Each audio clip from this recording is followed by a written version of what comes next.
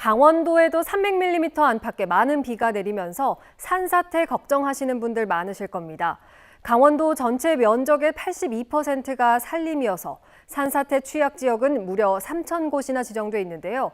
하지만 산사태에 대응하는 인력은 턱없이 부족하기만 합니다. 황구선 기자입니다. 작년 이맘때 극심한 산사태 피해를 입어 특별 재난지역으로 선포됐던 횡성군.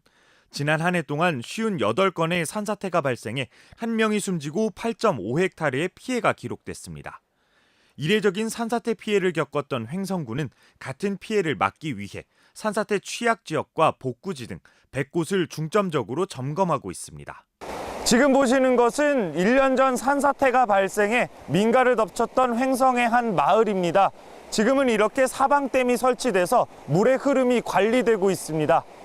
토사가 무너져 내렸던 계곡 상류에는 사방댐이 들어섰고 1km에 걸쳐 물 흐름을 잡아주고 있습니다. 작년에 산사태 피해지 258개소가 지정이 되어 있는데요.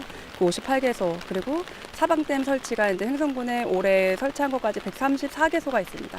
그 지역을 중점적으로 주민들로 구성된 산사태 현장 예방단은 산사태 대응 공무원을 보조하며 사방댐에 쌓인 토사를 거두거나 나뭇가지를 치우고 산사태 위기를 시군에 통보합니다.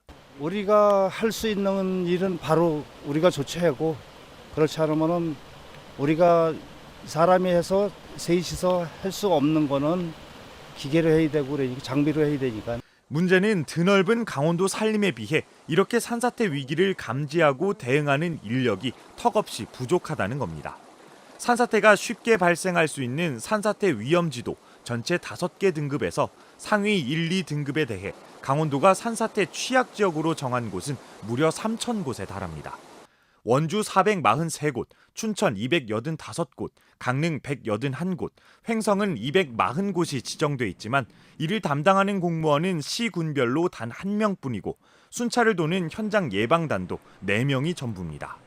게다가 산사태 취약 지역으로 지정해 관리하는 면적이 강원도 전체 산림의 1%에 불과해 작년 둔내면과 같이 산사태 취약 지역이 아닌 곳에서 발생하는 산사태도 늘고 있어 속수무책입니다. 산림이 전체 면적의 8화를 넘는 강원도에는 그 특성을 반영한 산사태 대응이 필요하다는 지적입니다.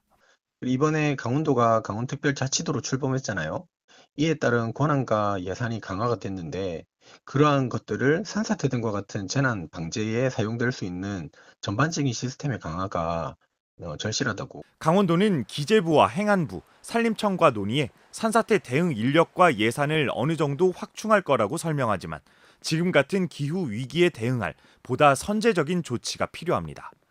기상청이 적어도 이달 말까지 계속해서 장맛비가 내릴 거라 예보한 가운데 영월과 평창, 삼척에는 산사태 경보가, 전국적으로 산사태 위기 경보는 최고 단계인 심각이 발령된 상태입니다.